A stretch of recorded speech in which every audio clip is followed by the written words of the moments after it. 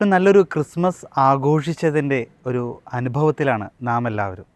ഈ ഒരു ക്രിസ്മസ് കാലഘട്ടത്തിലൂടെ നമ്മൾ നടന്നു പോയപ്പോൾ നമ്മുടെയൊക്കെ മനസ്സിനെ തെല്ലൊന്ന് വേദനിപ്പിച്ച ഒരു സംഭവം, അത് നിറവയറുമായി പരിശുദ്ധ അമ്മ പോകുമ്പോൾ ഈശോയ്ക്ക് ജനിക്കാനായിട്ട്, മാതാവിന് പ്രസവിക്കാനായിട്ട് ഒരു ഇടം തേടി ഔസപിതാവും മാതാവും കൂടി പല സത്രങ്ങളിൽ മുട്ടുന്ന ഒരു കാഴ്ച.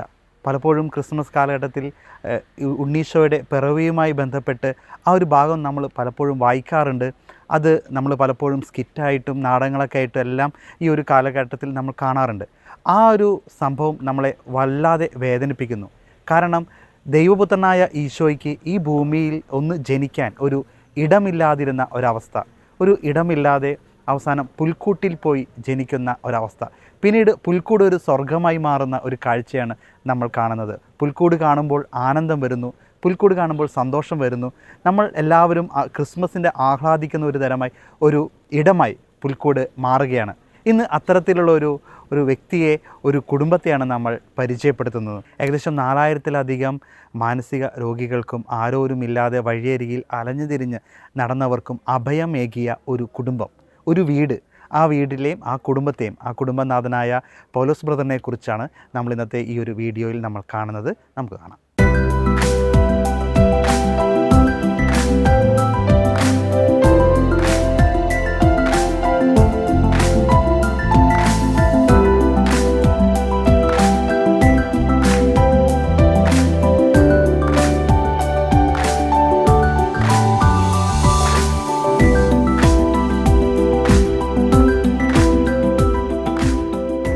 ബ്രദർ കേരളത്തിൽ നിന്നാണ് അല്ലേ?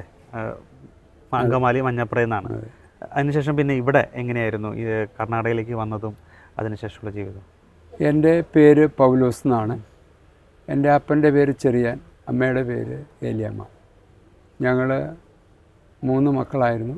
എൻ്റെ മൂത്തൊരു ചേച്ചി, ഇളയതൊരു പെങ്ങൾ, നടുക്കത്തിനാണ്. ഞാൻ ജനിച്ചത് മഞ്ഞപ്പുറയാണ്. ഞങ്ങൾ 3 മാസം പ്രായമുള്ള കുഞ്ഞാണ് ഞാൻ കർണാടകയിൽ വരുമ്പോഴുള്ളത്. അപ്പൻ്റെ അമ്മയുടെയും കൂടെയാണ് ഇവിടെ വന്നത്. അപ്പോൾ ഇവിടെ വന്നിങ്ങനെ ഓരോ ജോലികളൊക്കെ ചെയ്തിങ്ങനെ ജീവിച്ചുകൊണ്ടിരുന്നു. അത് കഴിഞ്ഞ് അപ്പം മരിച്ചുപോയി, അമ്മയും മരിച്ചുപോയി. അതിനുശേഷം അതിന് മുമ്പ് എനിക്ക് കുറച്ച് കച്ചവടം ഉണ്ടായിരുന്നു, കുറച്ച് രാഷ്ട്രീയം ഉണ്ടായിരുന്നു, കുറച്ച് സ്ഥലമൊക്കെ അതോടുകൂടി ഉണ്ടാക്കിയായിരുന്നു. ഒരു 21 ഏക്കർ സ്ഥലവും കാര്യവും ചെറിയൊരു പെരയൊക്കെ ഉണ്ടായിരുന്നു.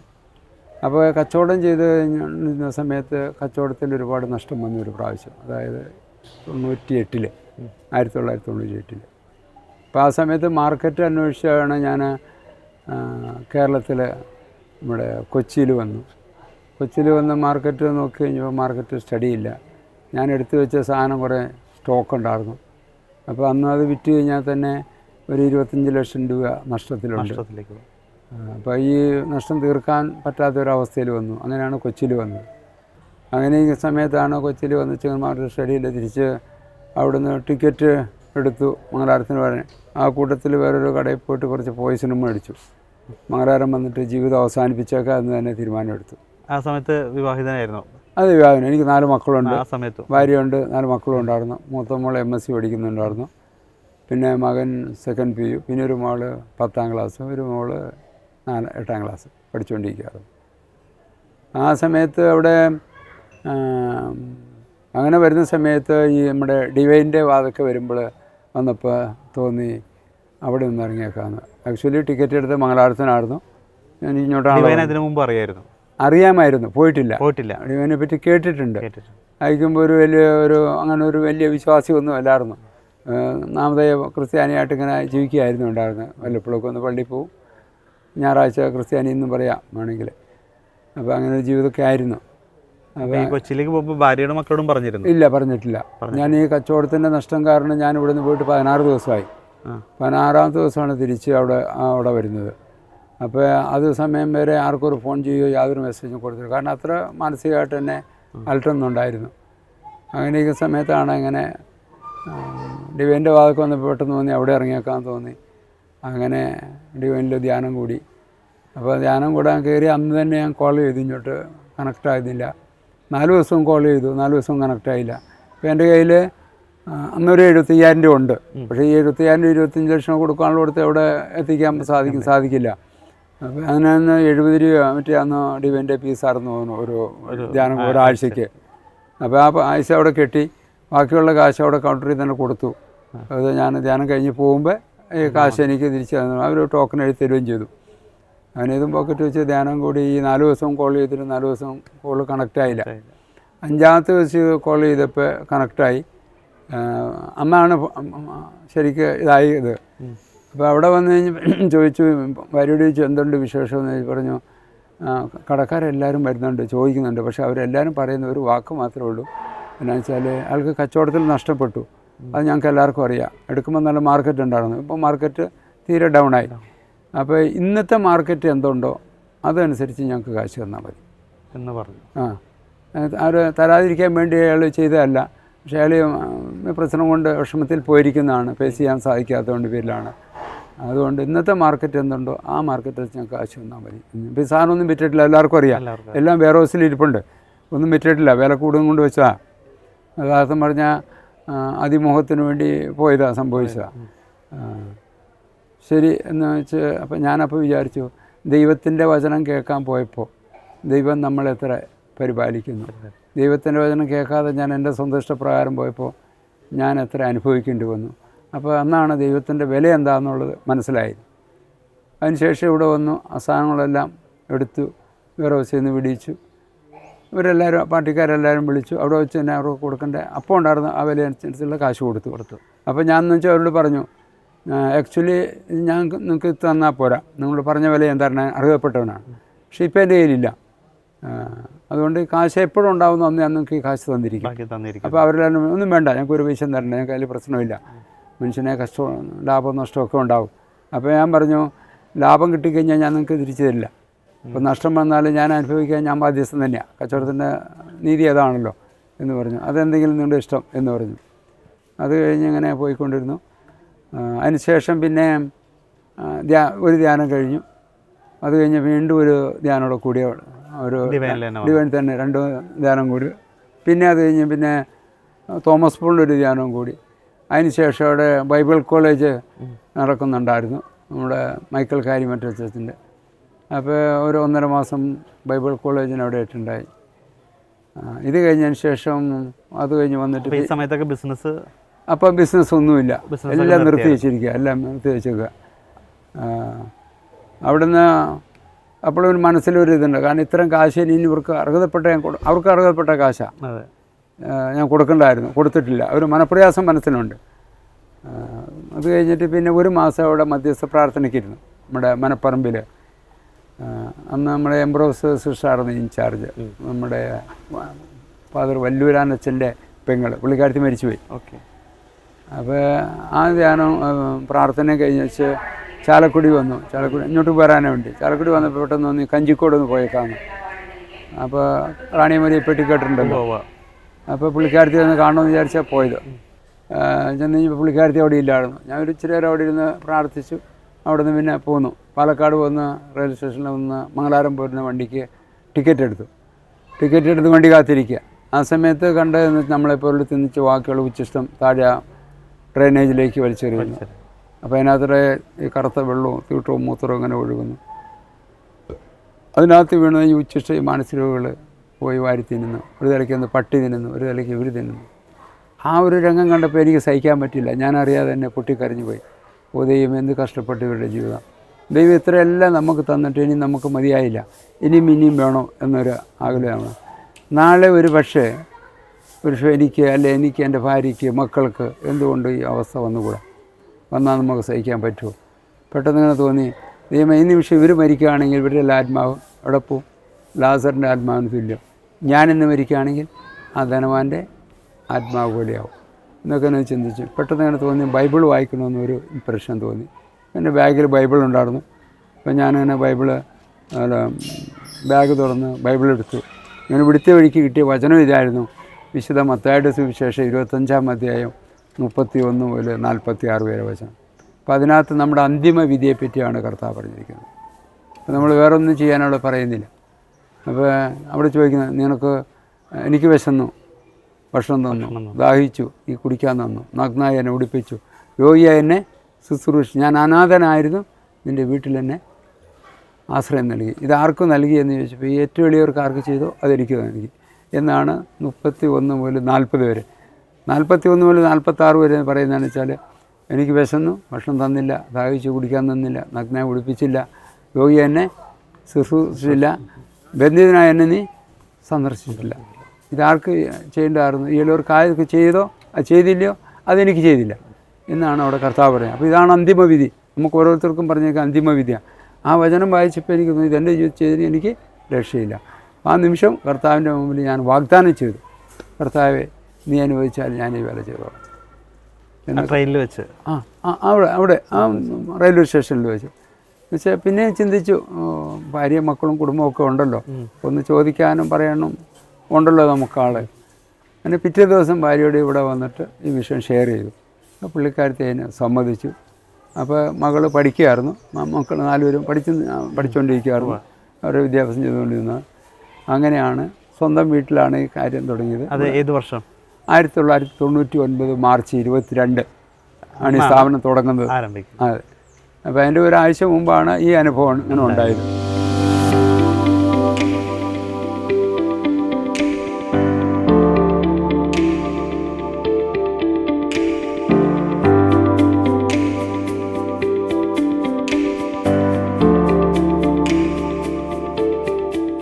നമ്മൾ ഈ സ്ഥാപനം തുടങ്ങിയത് 1999 മാർച്ച് 22-ാം തീയതിയാണ് ഈ സ്ഥാപനം തുടങ്ങിയത്.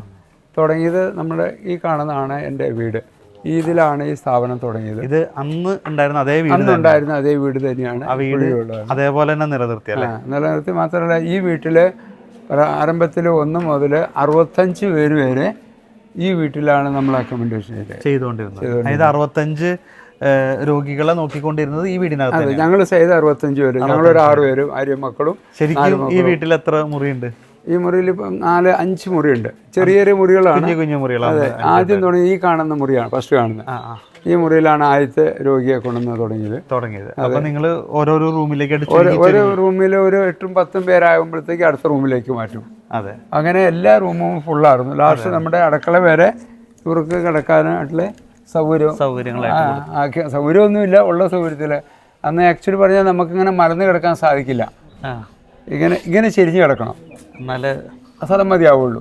ഇപ്പോൾ രാവിലെ എഴുന്നേറ്റ് വരുമ്പോൾ മൊത്തം ഇതിനകത്ത് നിറച്ച് തീട്ടവും മൂത്രവും ആയിരിക്കും. പുറത്തല്ല, അകത്ത് കിടക്കുന്നിടത്ത് തന്നെ. ടോയ്ലറ്റ് അതിനകത്ത് ആകെ 3 ടോയ്ലറ്റേ ഉള്ളേ. അപ്പോൾ ഇവർ മനസ്സിൽ അവർക്ക് തോന്നുന്നിടത്തും അവിടെ ഫസ്റ്റും സെക്കൻഡും ഒക്കെ അവർ കഴിക്കും. രാവിലെ എഴുന്നേറ്റ് വരുമ്പോൾ അവരെ എല്ലാം നമ്മൾ ചെയ്ത് അത്ര വർഷം മുമ്പ് അല്ലേ? അതെ, അത് ഇപ്പോൾ 28ാമത്തെ വർഷമാണ് ഇത് തുടങ്ങിയിട്ട്. 4 കുട്ടികളുണ്ട്. അന്ന് 4 കുട്ടികളുണ്ട്, ഭാര്യ. അപ്പം നിങ്ങൾ ഈ ഒരു കുടുംബത്തിൽ ജീവിക്കുമ്പോൾ ഇതുപോലുള്ള മാനസരോഗികളെ ഇങ്ങനെ കൊണ്ടുവരുമ്പോൾ മക്കളോ അല്ലെങ്കിൽ ചേച്ചിയോ എന്തെങ്കിലുമൊക്കെ പറഞ്ഞു? ഇല്ല, ചേച്ചിയായിരുന്നു കാര്യമായിട്ട് ഇവരെ എല്ലാ കാര്യവും കൂടുതൽ നോക്കിക്കൊണ്ടിരുന്നത്.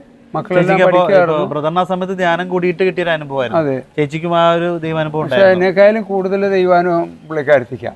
അതെ, കാരണം പുള്ളിക്കാരത്തിക്ക് ഒരുപാട് ക്ഷമയുള്ള ഒരു സ്ത്രീയാണ്. അത് എൻ്റെ ഭാര്യയായിട്ട് പറയുകയല്ല, ഭയങ്കര ക്ഷമയുള്ള കൂട്ടത്തിലാണ്. എന്ത് പറഞ്ഞാലും അങ്ങനെ പ്രതികരിക്കുക, ഇത് എന്നുള്ള എന്തുണ്ടെങ്കിലും കർത്താവിന് സമർപ്പിച്ചും പ്രാർത്ഥിക്കും. പിന്നെ ആദ്യം മക്കൾക്കൊക്കെ ഒരു മനസ്സിന് വിഷമം ഉണ്ടായിരുന്നു.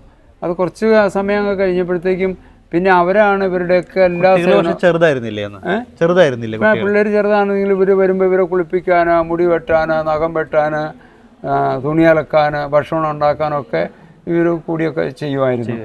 അത്ര നല്ലൊരു സാക്രിഫൈ അവർ ചെയ്തുകൊണ്ടായിരുന്നു ആരംഭത്തിൽ. അപ്പോൾ ഇവരെ ഈ ആൾക്കാരൊക്കെ അവരുടെ കൂട്ടുകാരൊക്കെ ഇങ്ങനെ നിങ്ങളുടെ വീട്ടിലൊക്കെ മാനസിക രോഗികളാണ്, നിങ്ങൾക്ക് മാനസിക രോഗം ഇങ്ങനെ കളിയാക്കുക, അങ്ങനെ സ്വാഭാവികമായിട്ടുള്ള കാര്യമാണല്ലോ. കുട്ടികൾ സ്കൂളിൽ പോകുമ്പോൾ സ്കൂളിൽ എല്ലാവരും പഠിക്കുമായിരുന്നു. അപ്പോൾ ആ സമയത്ത് അങ്ങനെയൊക്കെ ഉണ്ടായിട്ടുണ്ട്. അപ്പോൾ അതിൻ്റെ ഒരു വിഷമം. ഇവർ ആക്ച്വലി ഇവിടെ വരുന്ന സമയത്തും വീട്ടിൽ വരുന്ന സമയത്ത് ഇവർ ഡ്രസ്സുകൾ വെച്ച് കാണില്ല, പുസ്തകങ്ങൾ കാണില്ല, എല്ലാവരുടെ അടുത്ത് വലിച്ചു കയറി കളയും പിടിക്കുകയൊക്കെ ചെയ്യും. അങ്ങനെയൊക്കെ ആയിരുന്നു കാര്യങ്ങളായിരുന്നു. ഞാൻ ചോദിച്ചോട്ടെ, ഈ അവർ ഇവിടെ വന്ന് താമസിക്കുന്നു, കുട്ടികൾ ഉണ്ട്, ഇതുണ്ട്. അപ്പോൾ ഇവർക്കുള്ള ഭക്ഷണവും കാര്യങ്ങളെല്ലാം ഭക്ഷണം കാര്യങ്ങളൊക്കെ ഞങ്ങൾ തന്നെ ഉണ്ടാക്കി കൊടുക്കുമായിരുന്നു. ഭാര്യ ഞാനുള്ള കൂടി ഉണ്ടാക്കി കൊടുക്കും. ബ്രദറിന് ബിസിനസ്സും കാര്യങ്ങളൊക്കെ ഉണ്ടായിരുന്നു. അന്ന് ആ സമയത്ത് ബിസിനസ് ഇല്ല. നമുക്ക് കുറച്ച് തോട്ടം ഉണ്ടായിരുന്നു, കുറച്ച് റബ്ബർ, കുറച്ച് കവുങ്ങ്, കുറച്ച് തെങ്ങ് എല്ലാം അവിടെ ഈ പറമ്പിലുണ്ടായിരുന്നു. അതിനുകൊണ്ട് കിട്ടുന്ന ആദായം കൊണ്ട് പിന്നെ കുറേ കാലം കഴിഞ്ഞപ്പോൾ പിന്നെ ആൾക്കാർ ഇത് അറിഞ്ഞിട്ട് ചിലരിങ്ങനെ സഹായം തരാൻ തുടങ്ങി. ഇന്നിപ്പോൾ 100% അവർ ജനങ്ങളുടെ സഹായം കൊണ്ട് തന്നെയാണ് സ്ഥാപനം നടത്തുന്നത്. അതെ, ജനങ്ങൾ അന്ന് സമയത്ത് ഇപ്പോൾ ആദ്യം ഇതുപോലെ ഒരു മാനസരോഗിനെ കൊണ്ടുവരുന്നു, അങ്ങനെ കൊണ്ടുവരുന്ന സമയത്ത് ആരോരും ഇല്ലാത്തവരാണ് കൊണ്ടുപോകുന്നത്. അതെ അതെ. അതെങ്ങനെയായിരുന്നു കൊണ്ടുവന്നത്? നമ്മളിവരെ കൊണ്ടുവന്നുകൊണ്ടെന്ന് വെച്ചാൽ നമ്മൾ കണ്ടിട്ടുണ്ട് മാനസരോഗികളായിട്ട് വഴി കൂടെ ഇങ്ങനെ നടക്കും. അവർ സാധാരണ ഭക്ഷണം കഴിക്കുന്നത് എന്ന് വെച്ചാൽ ഈ ഡസ്റ്റ്ബിന്നിൽ നമുക്ക് വേണ്ടാത്ത കൊണ്ടിടുന്നുണ്ട്, അതിനകത്തുനിന്ന് വാരിയാണ് ഇവർ തിന്നുന്നത്. അങ്ങനെയൊക്കെയാണ് ഇവർ ജീവിതം. അത് കഴിക്കാൻ കൊള്ളാവുന്നതാണോ കൊള്ളുകയില്ല എന്നൊന്നും അവർക്ക് അറിഞ്ഞുകൂടാ. അവർക്ക് വിശക്കുമ്പോൾ കൈ കിട്ടുന്നത് തിന്നുന്നു. അങ്ങനെയായിരുന്നു അവരുടെ കാര്യങ്ങൾ. സമയത്ത് വാഹനത്തിൽ പോയി കൊണ്ടുവരുമോ? അപ്പോൾ ഇത് ജനങ്ങൾ എന്തെങ്കിലുമൊക്കെ ആ സമയത്ത് പ്രശ്നം ഉണ്ടാക്കി? ആദ്യകാലങ്ങളിലൊക്കെ ജനങ്ങൾ ഒരുപാട് ഉപദ്രവം ഉണ്ടാക്കിയിട്ടുണ്ട്. നമ്മുടെ അയൽവാസികളും അതുപോലെ നാട്ടുകാരും എല്ലാം വേറെ മറ്റുള്ള പാർട്ടിക്കാരും വരെ ഒരുപാട് പ്രതിഷേധമൊക്കെ ചെയ്തിട്ടുണ്ടായിരുന്നു. കാരണം വെച്ചാൽ ഇവരോട് വെച്ച് താമസിക്കാൻ പാടില്ല. ഒരുപാട് കംപ്ലൈൻറ്റുകളൊക്കെ നമ്മുടെ പേരിൽ പോയിട്ടുണ്ടായിരുന്നു. വന്ന ഉദ്യോഗസ്ഥന്മാരൊക്കെ ആദ്യം ഓരോ വലിയ റേഷ്യായിട്ട് ഇവിടെ വരും. ഇവിടെ വന്ന് അവരെ വെറുതെ അവസ്ഥയും മറ്റുള്ള സിറ്റുവേഷനും എല്ലാം കണ്ടു കഴിയുമ്പോൾ അവരുടെ മനസ്സ് കൂളായിട്ട് അവർ പിന്നെ നമുക്ക് സപ്പോർട്ടേഴ്സായിട്ട് വരും. ആക്ച്വലി ഈ സ്ഥാപനം തുടങ്ങിക്കഴിഞ്ഞിട്ട് അന്ന് ഒരു 182 പേരായി. ഈ വീടും പിന്നെ നമ്മൾ ഇരിക്കുന്നതിൻ്റെ നേരെ മുൻവശത്ത് ആ തെങ്ങ് നിൽക്കുന്ന അങ്ങ് ഒരു ഗ്രോട്ടുണ്ട്, അവിടം വരെ ഒരു വോളർ ഷെഡായിരുന്നു. അന്ന് 182 പേരുണ്ട് ആ സമയത്ത് ഇവിടെ. വേറൊരു വോളർ ഷെഡ് ഇവിടെ ഉണ്ടായിരുന്നു. ഇവിടെ ഒരു അതിൻ്റെ ഫോട്ടോ ഒക്കെ അവിടെ ഉണ്ട്, അപ്പുറത്ത് കാണിച്ചു തരാം. അപ്പോൾ അന്ന് AK മുന്നപ്പ എന്ന് പറഞ്ഞ ഒരു DC ആയിരുന്നു, ജില്ലാ കളക്ടർ ഇവിടെ ഉണ്ടായിരുന്നത്. ഇപ്പോൾ പുള്ളി വന്നു കഴിഞ്ഞിട്ട് പറഞ്ഞ് ഇത് ഇവിടെ നടത്താൻ പാടില്ല, അവിടെ നിർത്തണം എന്നൊക്കെ പറഞ്ഞിട്ട് പുള്ളി പോലീസ് പ്രൊട്ടക്ഷനൊക്കെ ആയിട്ട് ഇവിടെ വന്നത്. ഫുള്ള് 10-80 ഉദ്യോഗസ്ഥന്മാർ ഒരുമിച്ച് ഇവിടെ വന്നു. അപ്പോൾ ഞാൻ പറഞ്ഞു, നിങ്ങൾ ശരി പറയുന്ന കാര്യം ഞാൻ ചെയ്യാൻ തയ്യാറാണ്, പക്ഷേ എനിക്ക് നിങ്ങളുടെ ഒരു റിക്വസ്റ്റ് ഉണ്ട്. എന്നാ വെച്ചാൽ ഇവരെല്ലാം ഞാൻ വഴിയിൽ നിന്ന് കൊണ്ടുവന്നു, ഇവരെ നിങ്ങൾ കൊണ്ടിട്ട് വഴിയിലേക്ക് ഇറക്കി വിടാതെ നിങ്ങൾ എന്തെങ്കിലും ഒരു വ്യവസ്ഥ ഇവർക്ക് വേണ്ടി ചെയ്യും. നിങ്ങൾ ഗവൺമെൻറ് ചെയ്യേണ്ടത് നിങ്ങളുടെ ഉത്തരവാദിത്തപ്പെട്ട കാര്യമാണ്. എന്നെക്കൊണ്ട് എത്ര പറ്റുന്നോ അത്രയും ചെയ്യുന്നു. നിങ്ങൾ പറയുന്ന മാതിരി ആ നിയമപരമായിട്ട് എല്ലാം ചെയ്യാൻ എന്നെക്കൊണ്ട് സാധിക്കില്ല, അത്ര ഫെസിലിറ്റി കൊടുക്കാനുള്ള സാമ്പത്തികം ഇല്ല, ഇങ്ങനെ ബുദ്ധിമുട്ടുണ്ട് എന്ന് ഞാനങ്ങനെ പറഞ്ഞു. അപ്പോൾ പുള്ളി എന്ന് പറഞ്ഞു, എല്ലാം നോക്കിയെല്ലാം കണ്ടെല്ലാം കഴിഞ്ഞ് ഓഡിറ്റ് റിപ്പോർട്ട് കാണിക്കാൻ പറഞ്ഞു. അതെല്ലാം എടുത്തുകൊണ്ട് കൊടുത്തു. എല്ലാം കാണിച്ച് കഴിഞ്ഞപ്പോൾ ഈ നമ്മുടെ റെഡ് ക്രോസിൻ്റെ ടീമും ആ കൂടെ വന്നിട്ടുണ്ടായിരുന്നു, അതിൻ്റെ പ്രസിഡൻറ്റും കാര്യമൊക്കെ വന്നിട്ടുണ്ടായിരുന്നു. അപ്പോൾ ഇവരിങ്ങനെ പറഞ്ഞു, അവരും തീരുമാനിച്ചു പറഞ്ഞു, പൗലോസിന് നമുക്ക് കുറച്ച് സമയം കൊടുക്കാം ബിൽഡിംഗ് പണിയാമെന്ന്. കാരണം മെയിനായിട്ടുള്ള ഡിമാൻഡ് ഇവിടെ ബിൽഡിംഗ് ഇല്ല. ഇത്ര ആൾക്കാരെ വെച്ച് അതിന് വേണ്ട ശരിയായ സ്ട്രക്ചർ ഉണ്ടെങ്കിൽ മാത്രമേ ചെയ്യാവുള്ളൂ എന്നുള്ള അവരുടെ ഡിമാൻഡ്. അപ്പോൾ ഞാൻ പറഞ്ഞു, നിങ്ങൾ പറയുന്നത് ശരി, നിർത്തുന്നത് എനിക്ക് വിരോധമൊന്നുമില്ല, ഞങ്ങളും കുടുംബം എൻ്റെ ഒരു ഫാമിലി നിങ്ങളുടെ കൂടെ വരാം ഇവരെ സേവനം ചെയ്യാനാണ്. ഞങ്ങൾക്കൊരു ശമ്പളം തരണ്ട, പക്ഷെ നിങ്ങൾ വഴിയിലേക്ക് മാത്രം വിടരുത്. ഇവരെ നിങ്ങൾ വഴി കിടക്കുന്നവരാണ്, ഇനി വഴിയിലേക്ക് വിടരുത്, അത് നിങ്ങളുടെ ഉത്തരവാദിത്തപ്പെട്ട കാര്യം. അപ്പോൾ പറഞ്ഞു പുള്ളി എന്ന് വെച്ചാൽ ലാസ്റ്റ് ആലോചിച്ചു, പൗലോസ് പറഞ്ഞ് ശരിയാണ്, നിങ്ങൾ ചെയ്യുന്ന നല്ല ചാരിറ്റിയാണ്, പക്ഷേ ഗവൺമെൻറ്റിൻ്റെ നിയമമാണ്. ഗവൺമെൻറ് നിയമം വെച്ചാൽ ഇത് സുപ്രീം കോർട്ടിൻ്റെ ഓർഡറാണ് എന്ന് പറഞ്ഞു. അപ്പോഴാണ് പുള്ളി ഈ ഏർവാടി എന്ന് പറഞ്ഞ സ്ഥലത്ത് തമിഴ്നാട്ടിൽ ഇങ്ങനെയുള്ള വോളർ കൂടെ കുറേ മാനസികരോഗികളെ കൊണ്ട് ശുശ്രൂഷിച്ചുകൊണ്ടിരുന്നു. ലാസ്റ്റ് ചങ്ങലിട്ട് കെട്ടിക്കൊണ്ടായിരുന്നത്. അത് ലാസ്റ്റ് തീ പിടിച്ചപ്പോൾ 42 പേര് അവിടെ മരിച്ചുപോയി. അപ്പോൾ നമ്മുടെ കേരളത്തിൽ നിന്ന് ഒരാൾ പബ്ലിക് ഇൻട്രസ്റ്റിന് ബേസിൽ സുപ്രീം കോർട്ടിൽ കേസിട്ടു, ഇങ്ങനെയുള്ള സ്ഥാപനങ്ങൾ നടത്താൻ വിടാൻ പാടില്ലായിരുന്നു. അപ്പോൾ അന്ന് സുപ്രീം കോടതിയിൽ നിന്ന് ഒരു ഓർഡറായി, എന്ന് വെച്ചാൽ ഇങ്ങനെയുള്ള സ്ഥാപനങ്ങൾ ഫുൾ സ്ട്രക്ചറോട് കൂടി ചെയ്യാവുള്ളൂ, ഇല്ലെങ്കിൽ ചെയ്യാൻ പാടില്ല എന്ന്. അപ്പോൾ ആ ഓർഡർ ഇവിടെ കർണാടക സ്റ്റേറ്റിന് വന്നു, ഇവിടെ ഹൈക്കോർട്ടിന് വന്നു, ഇവിടുത്തെ ഗവൺമെൻറ്റിന് കൊടുത്തു. ആ ബേസിലാണ് ഗവൺമെൻറ് ഇവിടെ ഇടപെടാൻ കാരണം. അപ്പോൾ ഇങ്ങനെ പറഞ്ഞു കഴിഞ്ഞപ്പോൾ ഇങ്ങനെയെല്ലാം പറഞ്ഞു. ലാസ്റ്റ് ഇവരെല്ലാം കണ്ടു പിന്നെ ഒരു 6 മാസം പൗലോസിന് ടൈം കൊടുക്കാം ബിൽഡിംഗ് പണിയാൻ എന്നും പറഞ്ഞ് എഴുതി വെച്ച് പുള്ളി പോയി. അത് കഴിഞ്ഞിട്ട് ഞാൻ ഓക്കെ എന്നും പറഞ്ഞു, സമ്മതിച്ചു. എൻ്റെ കയ്യിലൊന്നുമില്ല പണിയിപ്പിക്കാനായിട്ട്. കാരണം ഓഡിറ്റ് റിപ്പോർട്ട് നോക്കിയപ്പോൾ എല്ലാം കടവാണ്. അന്നും കടവാണ്, ഇന്നും കടത്തിൽ തന്നെയാണ് സ്ഥാപനം ഓടുന്നത്. 1,80,00,000 രൂപ എന്ന കടത്തിലായി സ്ഥാപനം ഓടുന്നത്. അപ്പോൾ പറഞ്ഞു, പുള്ളി പോയി 6 മാസം കൊണ്ട് കെട്ടിടം പണിയണം. അപ്പോൾ എങ്ങനെ പണിയുന്നതിനോട് ചോദിച്ചു. അപ്പോൾ ഞാൻ പറഞ്ഞു, സാറേ ഇത് ഇത്ര ദിവസം ഞാനല്ല നടത്തിയത്, ദൈവം നടത്തി, കർത്താവ് യേശു ക്രിസ്തുവാണ് ഇന്ന് വരുന്നത്. നാളെ കർത്താവ് യേശു ക്രിസ്തു നടത്തുന്നുള്ള ബോധ്യം എനിക്കുണ്ട്, ആ ഒരു വിശ്വാസമുണ്ട് എന്ന് പറഞ്ഞു. അങ്ങനെ എഴുതിപ്പിച്ച് പോയി. അങ്ങനെ നമ്മൾ പണി തുടങ്ങി. ഒരു 1-1.5 മാസം കൊണ്ട് കുറച്ച് അപ്പുറത്തെ പോർഷനിൽ ചെറിയൊരു ഒരു 75-80 പേർക്ക് താമസിക്കാനുള്ള സൗകര്യത്തിനുള്ള ഒരു ഫ്ലോറ് എൻ്റെ പണിയാനുള്ള പില്ലറിട്ടു. പിന്നെ മുമ്പോട്ട് പോകാനായിട്ടുള്ള കാശില്ല, അങ്ങനെ കിടക്കാറുണ്ട്. അങ്ങനെ ഇറ്റലിയിലെ ഒരു സിസ്റ്റർ എന്താ കാരണം വെച്ചാൽ ഇവിടെ ആരോ പറഞ്ഞറിഞ്ഞിട്ട് ഇവിടെ വന്നു കഴിഞ്ഞപ്പോൾ പുള്ളിക്കാരത്തി ഇത് കണ്ടു കഴിഞ്ഞപ്പോൾ പുള്ളിക്കാരത്തി അത് പണിയാനുള്ള കാശിൻ്റെ കാര്യം ഇന്ന് പുള്ളിക്കാരത്തി മരിച്ചു പോയി കേട്ടോ. അങ്ങനെയാണ് ആ പണി വീട്ടിൽ നിന്ന് മാറ്റുന്നത് അല്ലേ? അങ്ങനെയാണ്. വീട്ടിൽ നിന്ന് ഫുള്ള് മാറ്റിയില്ല, അപ്പോഴും വീട്ടിൽ കുറേ ആൾക്കാരുണ്ട്. കാരണം അതൊരു 80 പേർക്കുള്ള സൗകര്യമുള്ളായിരുന്നു. ഇവിടെ ഒരു 65 പേരുണ്ടല്ലോ. പിന്നെ 10-30 പേരുടെ പിന്നെ ഈ ഓലഷെട്ടി കൂടെ തന്നെയായിരുന്നു കഴിച്ചുകൊണ്ടിരുന്നത്.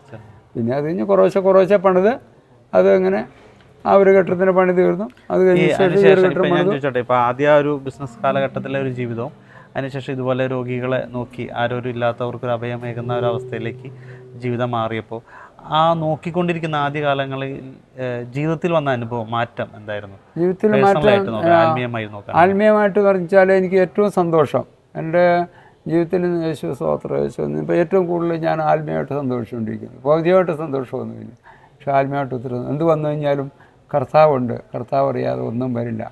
എല്ലാത്തിനും ഒരു പക്ഷേ നമ്മളൊരു കാര്യം ചെയ്തിട്ട് നമ്മൾ പരാജയമാണെങ്കിൽ നമുക്ക് വേണ്ടാത്തൊരു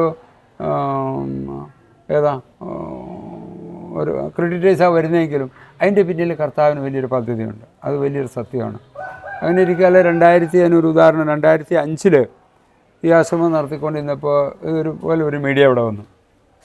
ഒരു മീഡിയയുടെ പേര് ഞാൻ പറയുന്നില്ല. ഇന്നിപ്പോൾ ആ മീഡിയ ഇല്ല, തീർന്നു പോവുകയും ചെയ്തു. അപ്പോൾ വന്നിച്ച് അവർ ചോദിച്ചു നിങ്ങൾക്ക് എന്തെങ്കിലും ഗവൺമെൻറ് സപ്പോർട്ടുണ്ടോ എന്ന് ചോദിച്ചു. അപ്പോൾ ഞാൻ പറഞ്ഞു ഒന്നുമില്ല. അപ്പം ഞങ്ങൾ ഗവൺമെൻറ്റിൽ നിന്ന് സപ്പോർട്ട് നിങ്ങൾക്ക് ആക്കിച്ചു തരാം, ഹെൽപ്പ് ചെയ്യിക്കാം എന്ന് പറഞ്ഞു. ശരി എന്ന് പറഞ്ഞ് ഇവരെല്ലാം കവറേജ് ചെയ്തു. എന്നുവെച്ചാൽ പോയി കഴിഞ്ഞ് ഒരാഴ്ച കഴിഞ്ഞപ്പോൾ അവരിൽ നിന്നൊരു ഫോണ്, നിങ്ങൾ 1 ലക്ഷം രൂപ ഞങ്ങൾക്ക് തരണം കവറേജ് ചെയ്തതിന് എന്ന് പറഞ്ഞു. ഞാൻ പറഞ്ഞു ഇവിടെ കടത്തിൽ പോകുന്ന കാര്യങ്ങൾ പിന്നെ ഞാനിങ്ങനെ നിങ്ങൾക്ക് തരാനായിട്ട് ഞങ്ങളുടെ അടുത്തില്ല. ഇതൊന്നും പറഞ്ഞു അല്ല നിങ്ങൾ വന്ന് ഇവിടെ എടുത്ത് ഷൂട്ട് ചെയ്തത്. ഇപ്പം നിങ്ങൾ ചെയ്യുന്നത് എന്താണ്, ഞങ്ങളിത് 100 രൂപ മേടിച്ചിട്ട് ചെയ്യുന്ന കാര്യമൊന്നുമല്ല, ഞങ്ങളുടെ അടുത്തില്ല തരാനെന്ന് പറഞ്ഞു. എന്നാൽ നിന്നെ പഠിപ്പിച്ചേക്കാം എന്ന് ഇങ്ങനെ തന്നെ പറഞ്ഞു. ഒരു ആഴ്ച കഴിഞ്ഞപ്പോൾ ഞങ്ങളെപ്പറ്റി ഒരുപാട് അവിക്കാതി നമ്മളിവിടെ കൺവേർട്ട് ചെയ്യുന്നു, കിഡ്നി വ്യാപാരം ചെയ്യുന്നു, മരിച്ചവരുടെ എല്ലാം ബോഡി സംസ്കരിക്കുന്നില്ല, എല്ലാം ഇവിടെ കിടക്കുന്നു. പിന്നെ ഈ ആൾക്കാരെയെല്ലാം ചങ്ങലിട്ട് കെട്ടി പൂട്ടിയിട്ടിരിക്കുക, റൂമിലിട്ട് ബന്ധിച്ചിരിക്കുക എന്നൊക്കെ പറഞ്ഞ് ഒരുപാട് അവിക്കാതി, പൈസ ഉണ്ടാക്കാൻ വേണ്ടിയിട്ടുള്ള പറഞ്ഞ് ഒരുപാട് അവിക്കാതി വന്നു. ആക്ച്വലി അത് ആ ഒരു മീഡിയയിൽ വന്നു കഴിഞ്ഞപ്പോൾ ഞാൻ ഇന്നിപ്പോൾ അത് മീഡിയയിൽ വന്നപ്പോൾ ഞാനൊരു ഹോട്ടലുണ്ടായിരുന്നു ഇവിടെ മംഗലാപുരത്തൊരു ഹോട്ടലിൽ കളക്ഷന് പോയി കഴിഞ്ഞാൽ അവിടെ നിൽക്കുന്നത് ഫ്രീ ആയിട്ടാണ്, അല്ലാതെ പൈസ ഒന്നും കൂടെ എനിക്ക് ഭക്ഷണം ഫ്രീയാ, റൂമൊക്കെ ഫ്രീയാണ്. അപ്പോൾ എൻ്റെ കൂടെ എൻ്റെ മകളും ഉണ്ടായിരുന്നു കൂട്ടത്തിൽ. അപ്പോൾ അന്ന് വൈകുന്നേരം ആരോ ഒരാൾ ഇങ്ങനെ ഫോൺ ചെയ്ത് പറഞ്ഞു ഇങ്ങനെ നിങ്ങളെപ്പറ്റി ഒരുപാട് അവിക്കാതെ ടി വിയിൽ വരും. കാരണം നേരത്തെ രാവിലെ ഒരു ന്യൂസ് കൊടുക്കുമല്ലോ ഇന്ന ആളെ പറ്റി വരുന്നതും പറഞ്ഞു. അപ്പോൾ ഇന്ന ദിവസം വരുമെന്ന് പറഞ്ഞു. അപ്പോൾ അന്ന് ഞങ്ങളത് അവിടെ നിന്ന് കേൾക്കുകയല്ല കാണുകയും ചെയ്തു. കണ്ടു കഴിഞ്ഞപ്പോൾ സഹിക്കാൻ പറ്റില്ല. അത് ആ ടി വിയിൽ വന്ന് അത്ര ബാഡായിട്ടാണ് നമ്മളെപ്പറ്റി ഇംപ്രഷൻ കൊടുത്തേക്കുന്നത്. ഇത് കണ്ടു കഴിഞ്ഞാൽ പിന്നെ ഒരു മനുഷ്യൻ ഇങ്ങോട്ട് കയറി വരില്ല. ഇത്ര ആൾക്കാരുണ്ട്, അന്നാണ്ട് 250 ആൾക്കാരുണ്ട് ഇവിടെ. ഇപ്പോൾ ഇത്ര ആൾക്കാരെ പിന്നെ ആരെങ്കിലും 10 രൂപ സഹായം ചെയ്തില്ലെങ്കിൽ നമുക്ക് നടത്തിക്കൊണ്ടുപോകാൻ പറ്റില്ല. അപ്പോൾ ഇവരെ പട്ടിണിയാക്കിയിട്ട് പിന്നെ ഞാൻ ജീവിക്കുന്നതിന് പിന്നെ മരണമാണ് നല്ലത് എന്ന് തീരുമാനിച്ചു.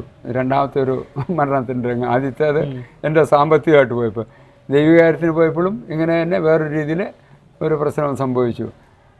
ആക്ച്വലി അന്നും ഈ പറഞ്ഞാൽ ഞാനന്ന് പോയി അന്നും മേടിച്ചു പോക്കറ്റിലിട്ടു. തിരിച്ച് വീട്ടിൽ വന്നിട്ട് കഴിക്കാമെന്ന് ഞാൻ മകളോടൊന്നും പറഞ്ഞില്ല, നമ്മളൊന്നും അറിഞ്ഞിട്ടില്ല. 2 ദിവസം വന്നു. ഇവിടെ വന്നു കഴിഞ്ഞിട്ട് ഒരു ഉച്ചയായപ്പോൾ ഞാനിവിടെ എത്തി.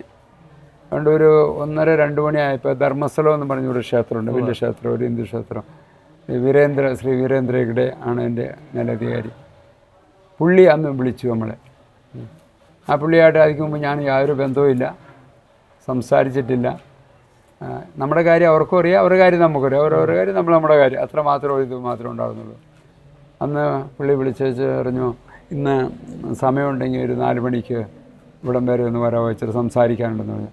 എനിക്ക് പിന്നെയും പേടിയായി, ഇവരും ചിലപ്പോൾ എന്തെങ്കിലും അവിക്കാതെ നമ്മളെപ്പറ്റി ഇത് ചെയ്യാനാണല്ലോ, എന്താ നമുക്ക് പറയാൻ പറ്റുമല്ലോ, നമ്മളങ്ങനെ ഒരു അവസ്ഥയിലാണ് ഉള്ളത്. ഇപ്പോൾ എന്തെങ്കിലും ആട്ടെ വിളിച്ചാലെന്ന് വിചാരിച്ച് ഞാനും മകളും കൂടെ കൂടി അവിടെ ചെന്നു. മൂന്നാമത്തെ മോള് സൗമ്യ എന്നവളുടെ പേര്. ചെന്ന് കഴിഞ്ഞാൽ പുള്ളി വലിയ ഒരുപാട് സെറ്റപ്പുള്ള പുള്ളി. ഇന്നിപ്പോൾ കർണാടക സ്റ്റേറ്റിലെ ഇന്ത്യയിൽ തന്നെ അറിയപ്പെടുന്ന വലിയൊരു സ്ഥാപനമാണ്, അത്ര ഹെൽപ്പ് ചെയ്യുന്നുണ്ട്. അവിടെ നിന്ന് ചെന്ന് കഴിഞ്ഞപ്പോൾ പുള്ളി പറഞ്ഞു, പൗലോസെ മുമ്പോട്ട് വെച്ച കാലം മുമ്പോട്ട് തന്നെ വെച്ചോ, പുറകോട്ട് ഒരു കാലം പുറകോട്ട് വയ്ക്കണ്ട. പറഞ്ഞതിൻ്റെ മീനിങ് എന്ന് വെച്ചാൽ, അതായത് എന്ത് ഉദ്ദേശത്തിലാണ് നീ കാര്യം തുടങ്ങിയിരിക്കുന്നത് അത് മുമ്പോട്ട് തന്നെ ചെയ്തോ. ഈ വിഷയത്തിന് നിനക്ക് എന്ത് ബുദ്ധിമുട്ട് വന്നാലും ഞാൻ സഹായിച്ചോളാം, പേടിക്കണ്ട. കാരണം പുള്ളിക്കൊന്നും ഇപ്പോൾ കർണാടകയിലല്ല, ഇന്ത്യ ഗവൺമെൻറ്റിനോട് തന്നെ പോയി പറഞ്ഞാൽ ഏത് കാര്യം പറഞ്ഞാലും നടത്താനുള്ള കഴിവുണ്ട്. അപ്പോൾ ആ വ്യക്തിയെ കൊണ്ടത് പറയിപ്പിച്ച് ആര് പറയിപ്പിച്ചു? തമ്പുരാൻ കർത്താവ് പറയിപ്പിച്ചു.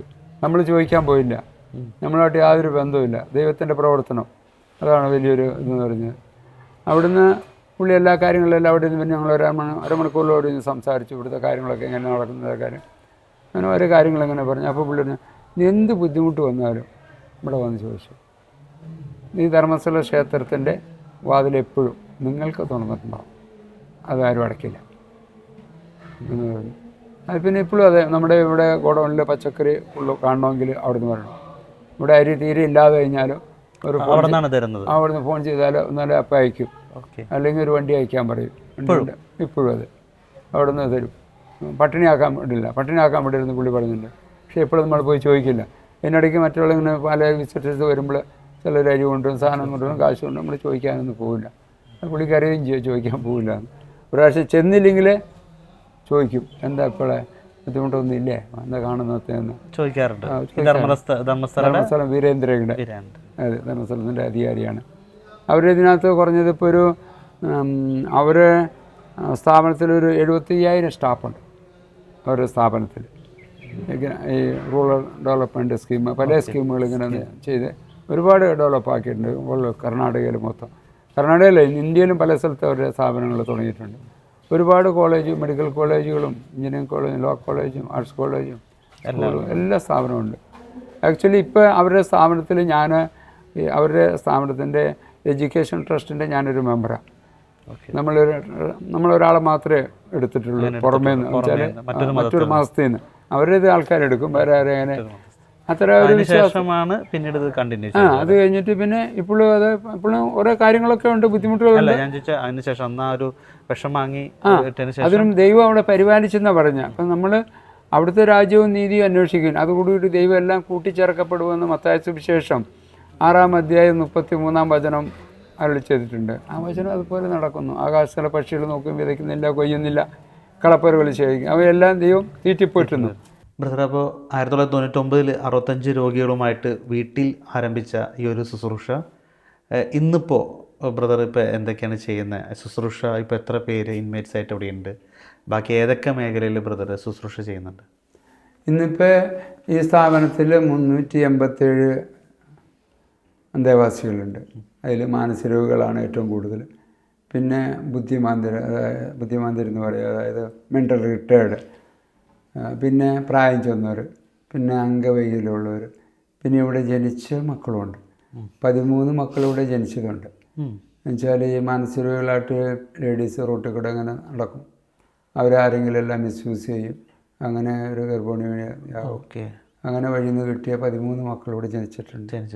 അതിൽ 3 കുട്ടികളുടെ അമ്മമാർ മരിച്ചുപോയി. ബാക്കിയുള്ള കുട്ടികളെല്ലാം ഇവിടെയുണ്ട്, അവരെല്ലാവരും പഠിക്കുന്നുണ്ട്. അതിലിപ്പോൾ 3 ആൺകുട്ടികൾ നേഴ്സിംഗ് പഠിക്കുന്നുണ്ട്. ഒരാൾ സെക്കൻഡ് ഇയർ, 2 പേര് തേർഡ് ഇയർ പഠിച്ചുകൊണ്ടുണ്ട്. അതിലൊരു കുഞ്ഞിനെ നമ്മൾ ഈ ആശ്രമത്തിൻ്റെ ഒരു മകനെ ട്രസ്റ്റി ആയിട്ട് ഈ പ്രാവശ്യം എടുത്തിട്ടുണ്ട്. കാരണം നാളെ ഇവർ സ്ഥാപനം നടത്തിക്കൊണ്ട് പോകണം. ബാക്കിയുള്ള പിള്ളേർ ഇപ്പോൾ PUC പഠിക്കുന്നവരുണ്ട്, SLCക്കാരുണ്ട്, 10th ഉണ്ട്, 8th 6th മുതൽ പഠിക്കുന്ന മക്കളുണ്ട്. അപ്പോൾ അങ്ങനെയാണ് ഈ സ്ഥാപനം. ഇത്രയും സമയത്തിനുള്ളിൽ ഈ സ്ഥാപനത്തിൽ ഒരു 4000-ഓളം ആൾക്കാർക്ക് ശുശ്രൂഷ ചെയ്യാൻ നമുക്ക് സാധിച്ചിട്ടുണ്ട്. ഇപ്പോൾ ഒരു 500-ൻ്റെ അടുത്തോളം രോഗികളുടെ പല രോഗത്താലും മരിച്ചു പോയിട്ടുണ്ട്. അവർ തന്നെ ഇവിടെ 4000-ഓളം പേര് ഈ ഇത്രയും വർഷത്തിനിടയിൽ, അതെ, ഈ 28 വർഷത്തിനുള്ളിൽ 4000 പേരെ ശുശ്രൂഷ ചെയ്യാൻ സാധിച്ചിട്ടുണ്ട്. അത് പല രാജ്യക്കാരുമുണ്ട്, പല ഭാഷക്കാരുമുണ്ട്, പല പ്രായക്കാരുമുണ്ട്. അങ്ങനെയുള്ളവരെ ആണ് ഇവിടെ ശുശ്രൂഷിക്കുന്നത്. ഏറ്റവും കൂടുതൽ നമ്മൾ 90% വഴിത്തരിയിലും മാനസിക രോഗികളായിട്ട് കിടക്കുന്നത്, മരത്തിൻ്റെ ജോലിയിൽ, ബസ് സ്റ്റാൻഡിൽ ഇങ്ങനെ കിടക്കുന്നത്. പിന്നെ ഇവരുടെ ഭക്ഷണ രീതികളെല്ലാം ഈ ഡസ്റ്റ്ബിന്നിൽ കൊണ്ടുപോയിടുന്നതാണ്, വാരിത്തുന്നതാണ് ഇവരുടെ ജീവിതം. അങ്ങനെയുള്ളവരെയാണ് നമ്മൾ. അപ്പോൾ ചിലർ വീട്ടിൽ കഴിവുള്ളവരും ഉണ്ടായിട്ടുണ്ട്. അത് പിന്നീടാണ് അറിയുന്നത് വീട്ടിൽ കഴിവുള്ളവരാണ്. പക്ഷേ അവർ പോന്നിട്ട് എത്ര കാലമായെന്ന് അവർക്കും അറിയത്തില്ല, വീട്ടുകാർക്കും അറിയത്തില്ല. ഇവരോട് കാര്യമുള്ള സ്നേഹമുള്ളവർ ഇവർ അന്വേഷിച്ചിട്ടുണ്ടാവും. അവർ പോലീസിലെല്ലാം കംപ്ലൈൻറ്റെല്ലാം കൊടുത്തിട്ടുണ്ടായിരുന്നു. അങ്ങനെയുള്ളവരെ ഇവിടെ വന്ന് ഡെവലപ്പായി കഴിഞ്ഞാൽ നമ്മൾ ഇവരുടെ അഡ്രസ്സ് പറഞ്ഞു കഴിഞ്ഞാൽ ആ പോലീസ് സ്റ്റേഷനായിട്ട് ആദ്യം ഞങ്ങൾ ബന്ധപ്പെടും. അപ്പോൾ ആ പോലീസ് സ്റ്റേഷനിൽ ബന്ധപ്പെട്ട് കഴിഞ്ഞാൽ അവിടെ കംപ്ലയിൻറ്റ് ചെയ്തിട്ടുണ്ടെങ്കിൽ അവർ അറിയിച്ചു കഴിഞ്ഞാൽ അവർ വരും, കൊണ്ടുപോകും. പിന്നെ ചിലർ ഇവർ മാനസികരോഗിയായിട്ട് വേണ്ടാന്ന് പറഞ്ഞ് നിവൃത്തിയില്ലാതെ വിട്ടവർ അങ്ങനെ തിരിച്ചവരെ അറിയിച്ചാലും നമ്മൾ എത്ര ഫോൺ ചെയ്ത് വിളിച്ചാലും വരുമില്ലോ, കൊണ്ടുപോകില്ല. അങ്ങനെയുള്ളവർ നമ്മളിവിടെ തന്നെ നമ്മളവർക്ക് ഇവിടെ നമുക്ക് മാനസിക രോഗം എന്നുള്ള അങ്ങനെ ഒരു ആശുപത്രി നമ്മുടെ പെർമിഷൻ എടുക്കുന്നുണ്ട്. പിന്നെ ജനറൽ രോഗികൾക്കുള്ളൊരു ഹോസ്പിറ്റൽ അങ്ങനെ പെർമിഷൻ എടുത്തിട്ടുണ്ട്. പിന്നെ ഇത് ഡെസ്റ്റിറ്റ്യൂട്ട് ചിൽഡ്രൻസ് അങ്ങനെ പിള്ളേരുടെ തന്നെ പെർമിഷനുണ്ട്. ഹാൻഡിക്യാപ്ഡ് ഓൾഡ് ഏജ് ഇങ്ങനെ ഒരു 6 സ്ഥാപനത്തിന് ഇതിന് ഗവൺമെൻറ്റിൽ നിന്ന് പെർമിഷൻ എടുത്തിട്ടാണ് ഈ കാര്യങ്ങളെ നടത്തിക്കൊണ്ടത്. സർക്കാരിൻ്റെ എല്ലാവിധ സപ്പോർട്ടുണ്ട്. സർക്കാരിൻ്റെ എല്ലാ രീതിയിലും സപ്പോർട്ടുണ്ട്. എത്ര ഡോക്ടേഴ്സ് ഉണ്ട് അല്ലേ? ഇപ്പോൾ നമുക്ക് മൊത്തത്തിൽ 4 ഡോക്ടർമാരുടെ സർവീസ് ചെയ്യുന്നുണ്ട്. ഫുൾ ടൈം അല്ല, പാർട്ട് ടൈമായിട്ട് വന്ന് പോയി. ഒരാൾ ഡ്യൂട്ടി ഡോക്ടർ എപ്പോഴും ഉണ്ടാവും. പിന്നെ ഒരു 8 പേര് നേഴ്സുമാരിവിടെ സർവീസ് ചെയ്യുന്നുണ്ട്. ബ്രദർ എങ്ങനെ കാണുന്നു അന്ന് 99 വന്ന ഒരു ഉള്ളിൽ വന്ന ഒരു ചെറിയൊരു ചിന്ത, അല്ലെങ്കിൽ ആ ഒരു ദൈവം കൊണ്ടുവന്ന ആ ഒരു ബൈബിൾ എടുത്ത് വായിച്ചപ്പോൾ ദൈവം തന്ന ആ ഒരു ചിന്ത ഇന്ന് വളർന്ന് പന്തലിച്ച് ഇത്രയും വലിയൊരു സ്ഥാപനമായിട്ട്, അല്ലെങ്കിൽ ഒരുപാട് 4000-ഓളം രോഗികൾക്ക് ആശ്വാസമേകാനായിട്ട് സാധിച്ചു. അന്ന് ചിന്തിച്ചിരുന്നോ ഈ ഒരു തരത്തിലേക്ക് വളരുമെന്ന്? ഇല്ല, ഒരിക്കലും ചിന്തിച്ചില്ല. നമ്മൾ പ്ലാൻ ചെയ്ത് മനസ്സിലുകൊണ്ടാണ് ഇത്രയുള്ളൂ. നമ്മുടെ ഒരു ചെറിയ വീട്. അന്ന് നമ്മുടെ അന്നത്തെ വരുമാനത്തിൽ നിന്ന് ഒരു 3-4 പേരെ ശുശ്രൂഷിക്കുക, അതിനുള്ള നമ്മുടെ ചിലവ് കഴിഞ്ഞിട്ട് അവരുടെയും ചിലവിൽ കൂടെ കൊണ്ടുപോകാം എന്ന് വിചാരിച്ചുകൊണ്ടൊക്കെയാണ് തുടങ്ങിയത്. പക്ഷെ അത് ദൈവം ഇന്നിപ്പോൾ 400 വിചാരിച്ച് 400 അടുത്ത് വരെ എത്തിച്ചു. നാളെ കർത്താവ് 4000 ആക്കിയാലും കർത്താവ് നടത്തും എന്നുള്ള പൂർണ്ണ ബോധ്യം എനിക്കുണ്ട്. തീർച്ചയായും ഞാനായിട്ട് നടത്താനായിട്ട് സാധിക്കില്ല. ഇന്നേ വരെ ഈ സ്ഥാപനം ഞാനിതുവരെ നടത്തിയില്ല, ഇനി മുമ്പോട്ടും എന്നെക്കൊണ്ട് നടത്താൻ സാധിക്കില്ല. കർത്താവിൻ്റെ ഇഷ്ടമാണോ അതനുസരിച്ച് പോകും. 100% വിശ്വാസം അതാണ്. തീർച്ചയായിട്ടും ഇന്നേ വരെ എത്രയോ സമയങ്ങളിലൂടെ ഉച്ചയ്ക്ക് തന്നെ ഭക്ഷണത്തിന് ആഹാരം ഉണ്ടായിരിക്കും, വൈകുന്നേരത്തിനും ഉണ്ടാവില്ല. അങ്ങനെ അത് 100 അതെ 100 പല സ്ഥലങ്ങളിലും ആദ്യമായിട്ട് ഭയങ്കര ഷോർട്ടൊക്കെ വന്നിട്ടുണ്ട്. പക്ഷെ ആ കൃത്യസമയത്ത് ദൈവം ഒന്നുമില്ല അതിന് വേണ്ടി ഭക്ഷണം ഉണ്ടാക്കി റെഡിയാക്കി കൊണ്ടു തന്നിട്ടുണ്ട്. അല്ലെങ്കിൽ ആരും മുഖാന്തരെങ്കിലും അതിനുള്ള പൈസയോ സാധനങ്ങളോ എന്തെങ്കിലും കൊടുത്തു വിട്ട് ഇവിടെ നേരത്തെ കാര്യങ്ങൾ നടത്തിയിട്ടുണ്ട്. എനിക്കൊന്ന് ആത്മീയമായിട്ടും ഇവിടെ പ്രാർത്ഥനാ ശുശ്രൂഷകളും സ്പിരിച്വൽ നടക്കുന്നുണ്ടല്ലോ, അതിനെക്കുറിച്ചൊന്ന് പങ്കുവയ്ക്കും. ഇതിപ്പോൾ ഒരു ആക്ച്വലി ബെൽത്താനാടിൽ വേറെ എന്തോ ഒരു ഇൻസിഡൻറ്റിന് വേണ്ടി കുറ്റിക്കലച്ചൻ ഇവിടെ വന്നായിരുന്നു. ഇവിടെ ബെൽത്താനാട് ഡയസിസിൽ വന്നു. അപ്പോൾ അന്ന് ബിഷപ്പ് ഇവിടെ ഇല്ല. ബിഷപ്പ് റോമിന് പോയിക്കായിരുന്നു, സിനഡിന് പോയിക്കായിരുന്നു. അപ്പോൾ ഈ കുറ്റിക്കലച്ചൻ മരുന്നെന്ന് പറഞ്ഞപ്പോൾ എന്നോട് പറഞ്ഞു, മോനെ നീ ജീപ്പും കൊണ്ട് മംഗലാരം ഒന്ന് വരണം, എന്നെ കൂട്ടിക്കൊണ്ട് പോകണം, എനിക്ക് ബിഷപ്പ് ഹൗസിൽ പോകണ്ടെന്ന് പറഞ്ഞു. അപ്പോൾ ഞാനവിടെ നിന്ന് പോയി ചെന്നു. ജീപ്പ് അച്ഛനൊക്കെ കയറ്റിയിരുന്ന് കഴിഞ്ഞപ്പോൾ അച്ഛൻ അവിടെ കണ്ടപ്പോൾ തന്നെ ആദ്യം പറഞ്ഞ്, മോനെ സിയോണിൽ ദീപകാരണം വെച്ച് ആരാധിക്കാനായിട്ട് കർത്താവ് സന്ദേശം തരുന്നുണ്ടെന്ന് പറഞ്ഞു. അപ്പം ഞാൻ പറഞ്ഞു, അത് അവിടെ ദീപകാരണം വെച്ച് ആരാധിക്കണമെങ്കിൽ പിതാവിൻ്റെ പെർമിഷൻ വേണം, അതുകൊണ്ട് വേണ്ട എൻ്റെ സെറ്റപ്പും കാര്യമൊക്കെ ആവണ്ടേ, നീ അതൊന്നും അറിയണ്ട, മോനതിന് സമ്മതമാണ്. ഞാൻ പറഞ്ഞു, എനിക്ക് 100% സമ്മതം, എനിക്ക് ആഗ്രഹം ഉണ്ടായിരുന്നു, നേരത്തെ പോലെ ആഗ്രഹമാണ് ദീപകാരണം വെച്ച് പ്രാർത്ഥിക്കണമെന്ന്. പക്ഷേ അതിനുള്ള ബാക്കി കാര്യങ്ങളൊക്കെ ആവണ്ടേ. ഇവിടെ അച്ഛന്മാരില്ല, കന്യാസ്ത്രീമാരില്ല, അങ്ങനെയുള്ളിടത്തൊക്കെ അത് കൊടുക്കാനായിട്ട് വരെ ഉണ്ടോ ഇല്ലയോ എന്ന് എനിക്കറിഞ്ഞുകൂടാ. മോനൊന്നും അറിയണ്ട, ഞാൻ ആ കാര്യം നോക്കിക്കോളാം എന്ന് പറഞ്ഞു. ഉടനെ ബിഷപ്പ് ഹൗസിൽ ചെന്ന് സംസാരിച്ചു കഴിഞ്ഞപ്പോൾ പിതാവിൻ്റെ അടുത്ത് പിതാവ് ഇവിടെ ഇല്ല, പിതാവ് റോമിലായിരുന്നു. അപ്പോൾ വികാരി ജനറൽ ഉണ്ടായിരുന്നു. അപ്പോൾ വിജയോട് പറഞ്ഞു, കർത്താവ് സന്ദേശം വരുന്നത് അവിടെ വികാരണം വെച്ച് ആരാധിക്കാനാണ് എന്ന് പറഞ്ഞു. നമുക്ക് പിതാവിനെ വിളിക്കാമെന്ന് പറഞ്ഞു. പിതാവിനെ വിളിച്ചു. പിതാവ് അവിടെ നിന്ന് തന്നെ പെർമിഷൻ തന്നു. അവിടെ നിന്ന് തന്നെ പെർമിഷൻ. അങ്ങനെയാണ് ദീപകാരണം വെച്ച് ഇവിടെ ആരാധിക്കാൻ. ഇവിടെ എന്ത് കഷ്ടപ്പാടും ബുദ്ധിമുട്ടുകളും ഉള്ള സമയത്തും ആ ദീപകാരണത്തിന് മുമ്പ് പോയി കമന്നവിടെ കിടക്കും. എന്ത് പ്രശ്നങ്ങൾ വന്നുകൊണ്ടുണ്ടാവും, എല്ലാ പ്രശ്നവും വരും. സാമ്പത്തികമായിട്ടുണ്ടാവും, അല്ലെങ്കിൽ ഡിപ്പാർട്ട്മെൻറ്റായിട്ടോ, അല്ലെങ്കിൽ ജനങ്ങൾ തമ്മിലായിട്ടോ, അല്ലെങ്കിൽ അയൽവാസികൾ എന്തെങ്കിലുമൊക്കെ പ്രശ്നങ്ങളൊക്കെ ഉണ്ടാവും. പക്ഷെ അതിന് മുമ്പ് പോയി അവിടെ പോയി കമന്ന് കിടക്കും.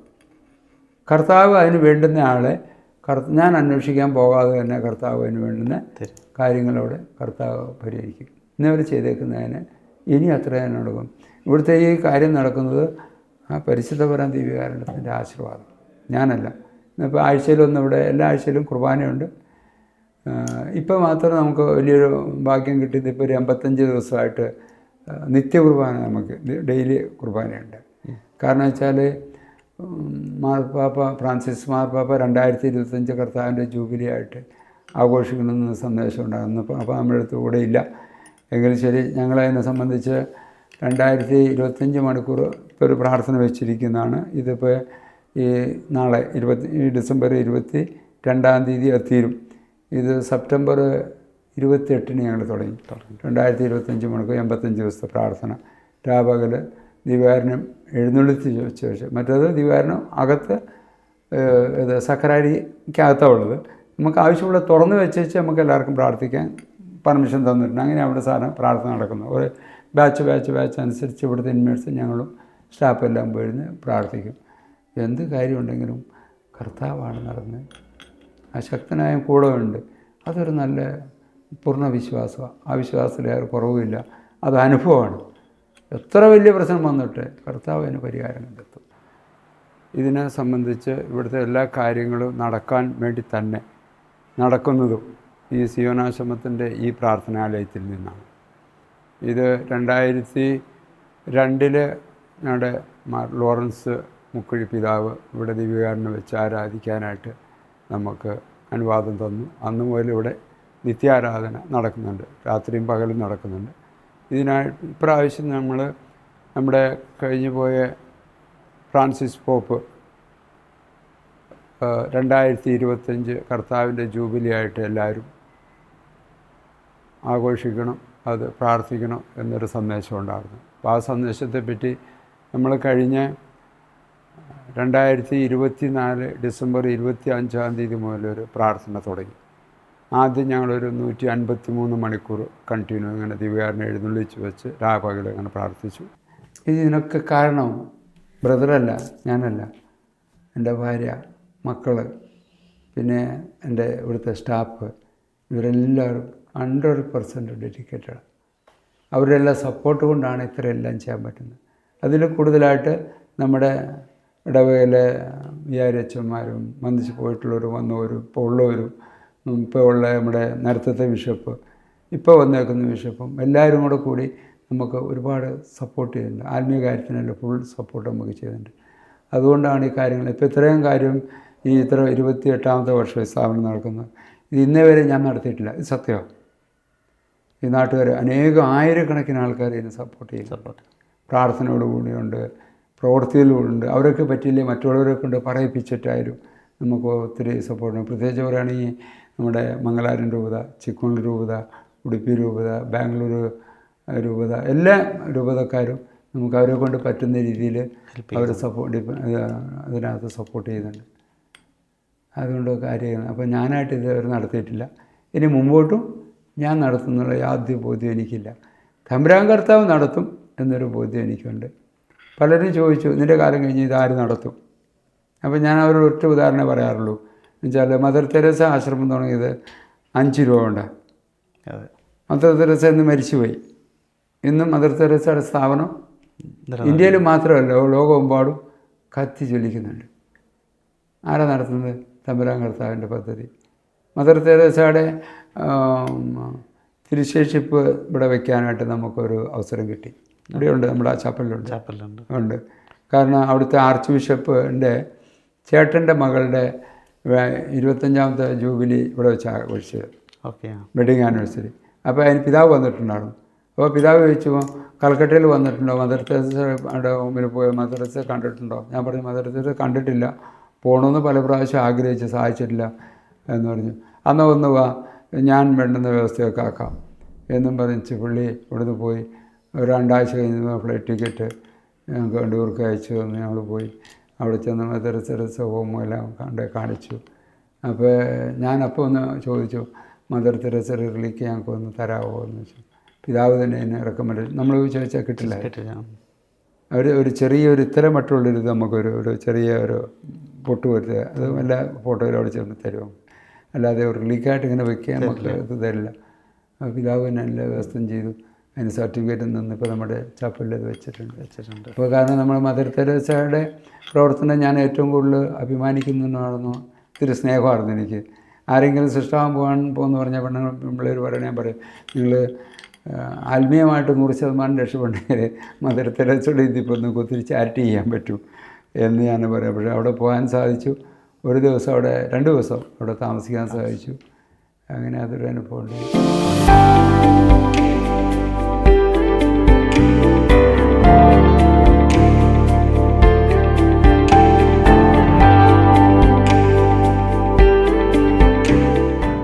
യേശുവിൽ സ്നേഹമുള്ളവരെ, 28 കൊല്ലം മുമ്പ് ഡിവൈൻ ധ്യാന കേന്ദ്രത്തിൽ വന്ന് വചനം കേട്ട് ബൈബിൾ കോളേജിൽ പഠനവും പൂർത്തിയാക്കി ഇതാ കർണാടകത്തിൽ ഇവിടെ ഒരു സുവിശേഷ വേലയുടെ ഒരു സാന്നിധ്യം, യേശുവിൻ്റെ സാന്നിധ്യം, പരിശുദ്ധാത്മ അഭിഷേകത്തിൻ്റെ സാന്നിധ്യം നൽകുവാൻ നമ്മുടെ പ്രിയപ്പെട്ട പൗലോസിനെ ദൈവം തിരഞ്ഞെടുത്തു.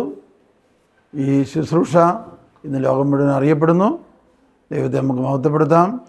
നമുക്ക് ഇവിടെ ഒരു വലിയ ശുശ്രൂഷ ദൈവം ഒരുക്കി തന്നു. അഗതികൾ, ആലംബഹീനർ, മാനസിക രോഗികൾ, ആർക്കും വേണ്ടാത്തവർ, കൽക്കട്ടയിലെ മദർ തെരേസ ശുശ്രൂഷ ചെയ്തതുപോലെയുള്ള മഹത്തമായ ശുശ്രൂഷ ദൈവം ഇവിടെ നൽകി. ദൈവം ഇല്ലായ്മയിൽ നിന്ന് ഒരു വലിയ സാക്ഷ്യ ശുശ്രൂഷയാണ് ഉയർത്തിയിരിക്കുന്നത്. നമുക്ക് ദൈവത്തെ സ്തുതിക്കാം. വരുന്നവരും പോകുന്നവരും ഈ ശുശ്രൂഷയിൽ ആനന്ദിക്കുന്നു, ദൈവത്തെ മഹത്വപ്പെടുത്തുന്നു. CN ആശ്രമം എൻ്റെ ചെറുപ്പം മുതൽ ഞാൻ കാണുന്നതാണ്. എനിക്ക് തോന്നുന്നത് ഒരു 1987 തൊട്ട് ഞാൻ ബ്രദറിനെ അറിയുന്നതാണ്. അപ്പോൾ അങ്ങനെ അത് കഴിഞ്ഞപ്പോഴാണ് ഞാൻ ഇങ്ങനെയൊക്കെ കാണുന്നത്. ചെറിയൊരു സ്ഥാപനത്തിൽ തുടങ്ങി ഒരാൾ 2 പേരെ കൊണ്ട് തുടങ്ങി ഇപ്പം ഈ കർണാടകം മുഴുവനും, എനിക്ക് തോന്നുന്നത് കർണാടകം മുഴുവനുമായിട്ടും ഈ ലോകം അറിയപ്പെടുന്ന ഒരു ആശ്രമമായിട്ട് മാറിയിരിക്കുകയാണ് CN ആശ്രമം. കന്നഡ മിനിസ്ട്രിയിലാണ് ഞാൻ ശുശ്രൂഷ ചെയ്യുന്നത്. മദർ ഹോമിലെ കന്നഡ മിനിസ്ട്രിയിൽ ജോലി ചെയ്യുന്നു.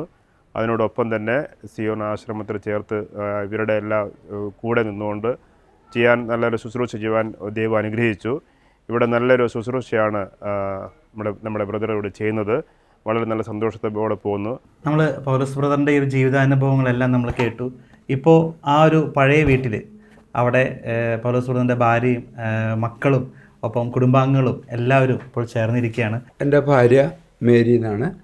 പിന്നെ എൻ്റെ രണ്ടാമത്തെ മകൻ്റെ രണ്ടാമത്തെ കുട്ടികൾ സേറ എന്ന് വിളിക്കുന്നു.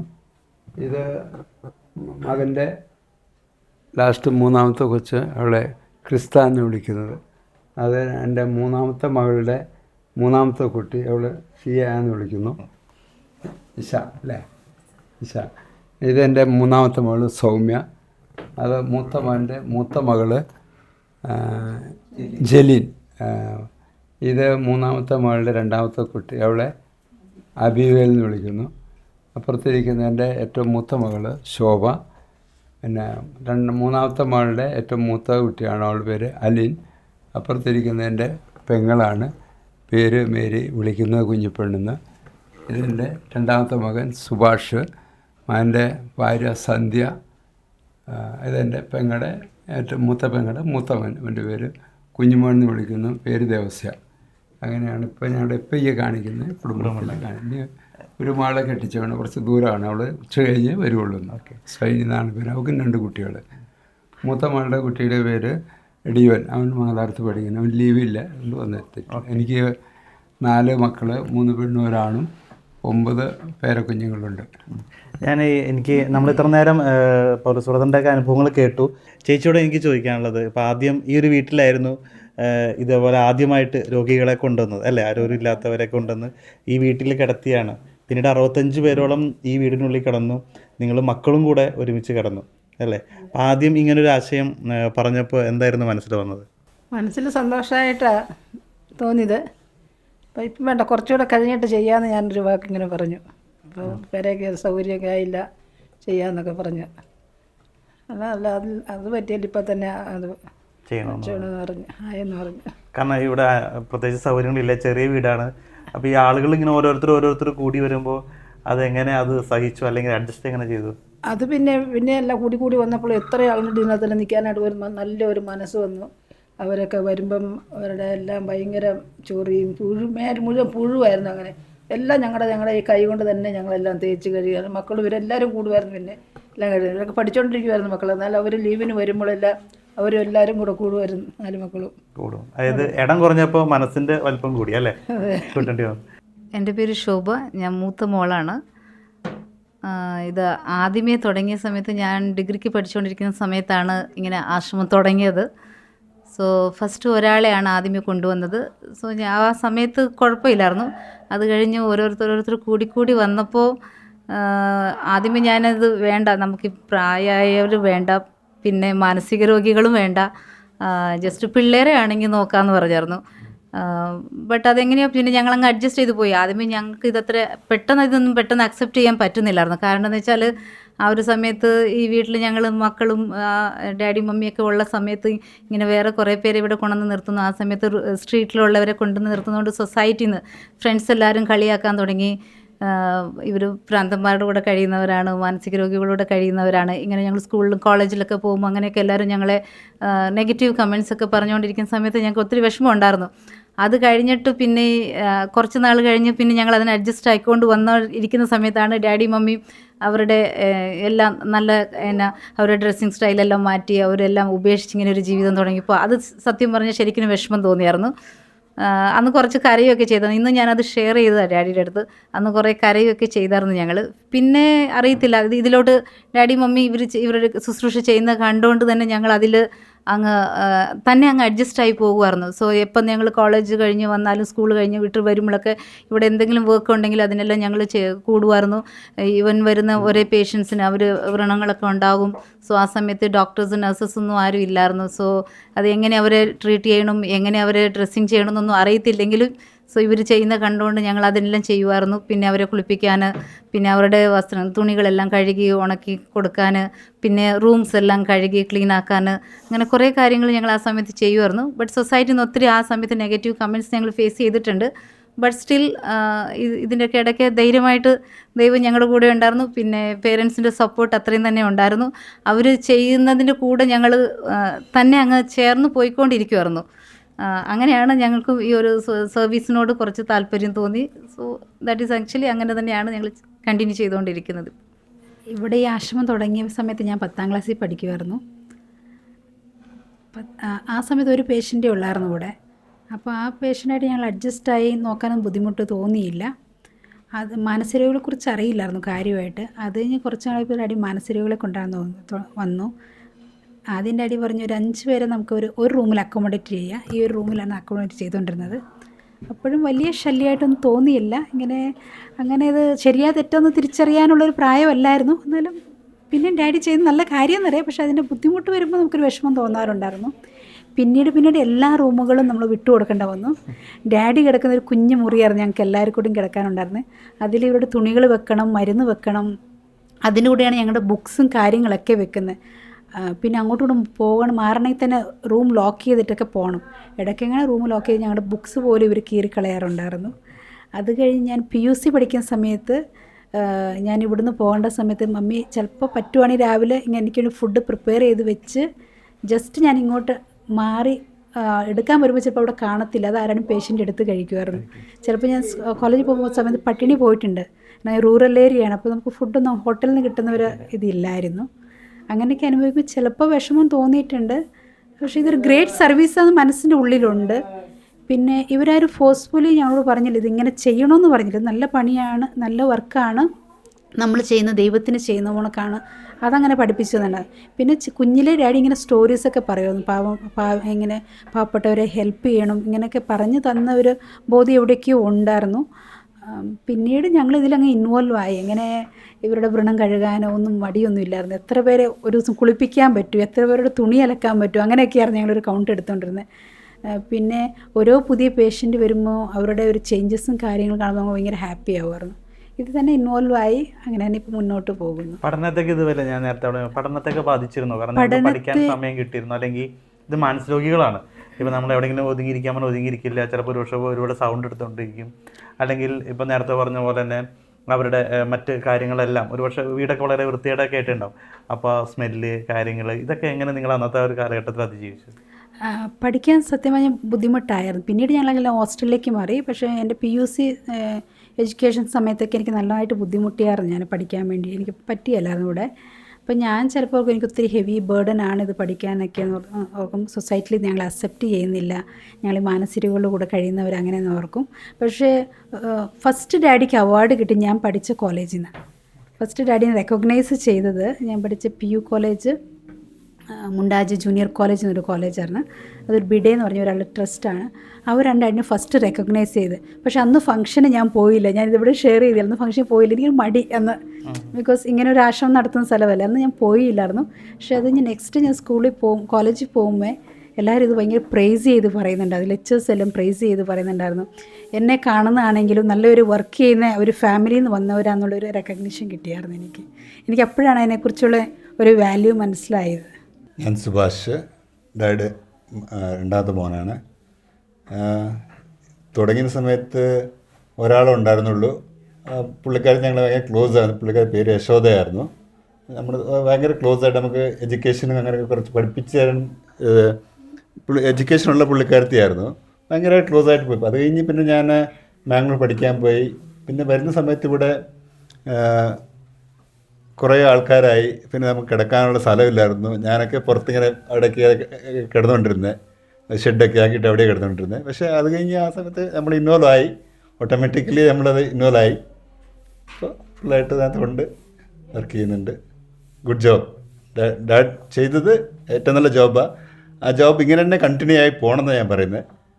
അതിനകത്ത് വേറെ കുറച്ച് ഇൻവോൾവൊക്കെ നമ്മൾ കുറച്ച് ആക്ടിവിറ്റി കുറച്ചിട്ട് ഇവരുടെ ഒരു ഫോക്കസ് ചെയ്യണമെന്ന് എൻ്റെ ഒരു ആഗ്രഹം പറയുന്നത്. Nice job. ഞാനിവിടെ വരുമ്പോഴേ ഇതിവിടെ നട്ട് വളർത്തി വലുതായി നിൽക്കുന്ന ഒരു മരമാണ്.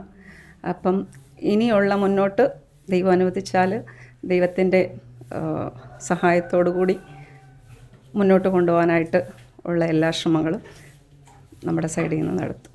Thank you. എൻ്റെ ആങ്ങളെയാണ് പൗലോസ്.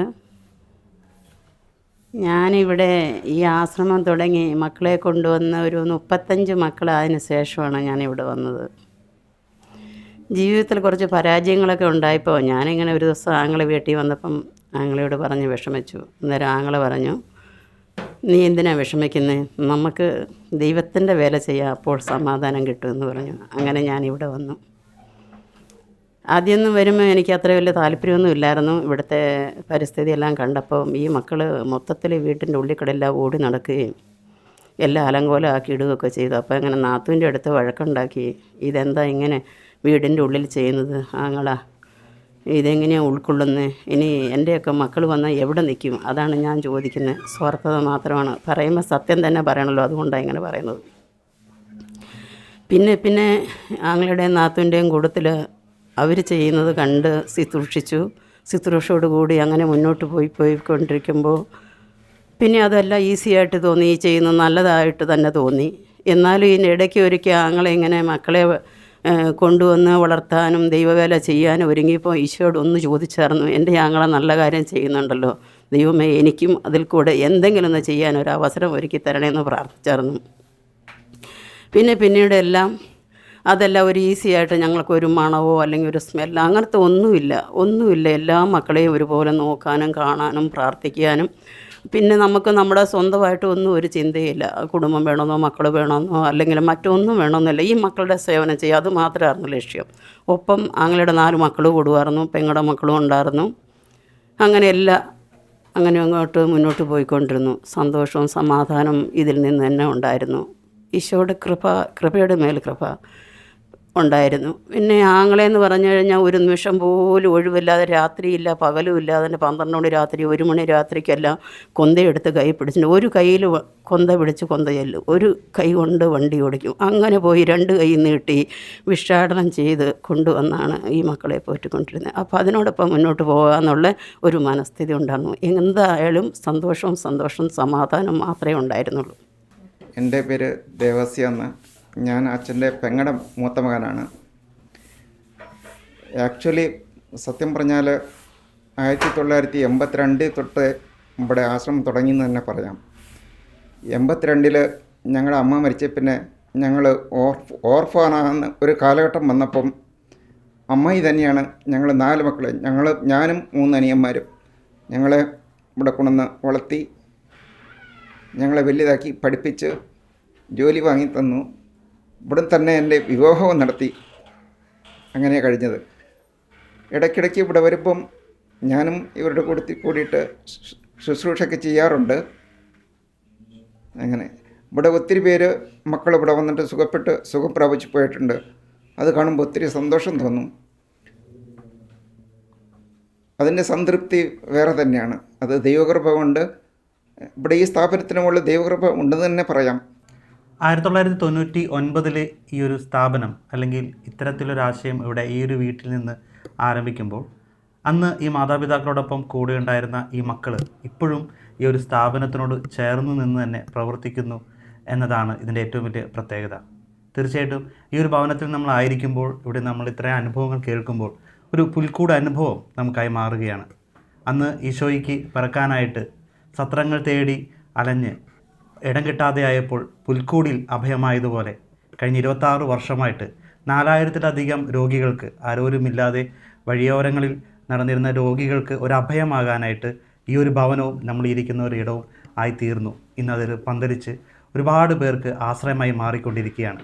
തീർച്ചയായിട്ടും ഒരു യഥാർത്ഥ പുൽക്കൂട് അനുഭവമാണ് ഈ ഒരു ഭവനത്തിലെ ഈ കുടുംബാംഗങ്ങളെല്ലാവരും നമുക്ക് ലോകത്തിന് മുമ്പിൽ കാണിച്ചു തരുന്നത്.